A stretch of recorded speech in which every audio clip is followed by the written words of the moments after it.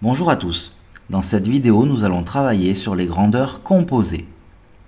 Commençons par une définition. Une grandeur produit est une grandeur obtenue en effectuant le produit de deux grandeurs, ou éventuellement davantage. Quelques exemples. Donc parmi les grandeurs que vous connaissez, le volume est exprimé en mètres cubes. Il s'agit de grandeur produit. L'air en mètres carrés ou l'énergie en kWh sont des grandeurs produits. Nouvelle définition. Une grandeur quotient est une grandeur obtenue en effectuant le quotient de deux grandeurs, donc une division. Quelques exemples de grandeurs que vous connaissez déjà. La vitesse en km par heure est une grandeur quotient, ainsi que le débit, donc le nombre de litres par heure, par exemple pour une cascade ou une fuite d'eau. Donc ce sont des grandeurs quotients. Nouvelle définition, parlons de la vitesse moyenne. Il s'agit du coefficient de proportionnalité entre la distance parcourue et le temps du parcours. Donc la formule habituelle que vous connaissez également de physique. Donc la vitesse est égale à la distance divisée par le temps. Faisons un exemple. Donc un cycliste parcourt 100 km en 4 heures. On veut savoir quelle est sa vitesse moyenne. La vitesse, c'est la distance divisée par le temps. On rappelle la formule pour commencer. Et on remplace la distance par 100 et le temps par 4. Donc 100 divisé par 4 nous fait 25 km par heure. Une remarque, on a deux autres formules pour exprimer cette fois la longueur ou encore le temps.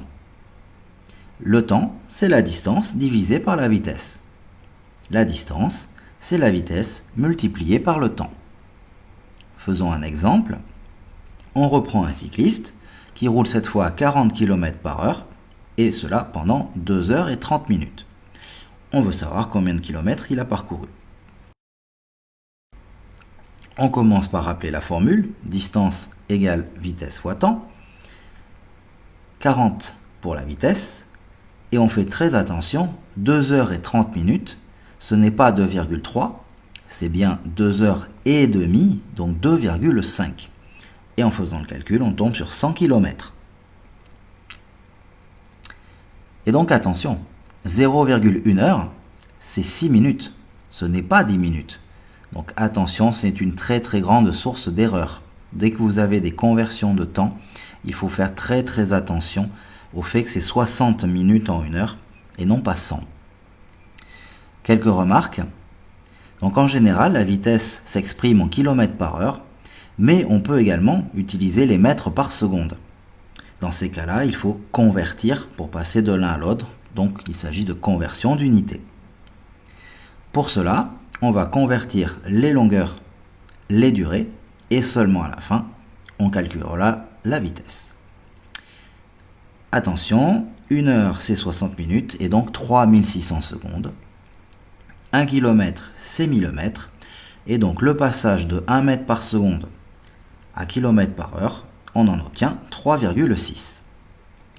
De même, si on veut convertir des volumes, pour le débit notamment, 1 mètre cube c'est 1000 décimètres cubes.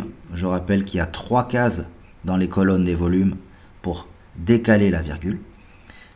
Et la formule magique, 1 litre est égal à 1 décimètre cube pour faire de changement d'unité de volume entre litres et décimètres cubes. Voilà, cette vidéo sur grandeur composée est maintenant terminée. J'espère qu'elle vous sera utile. N'hésitez pas à poster un commentaire ou à regarder d'autres vidéos si nécessaire. Merci.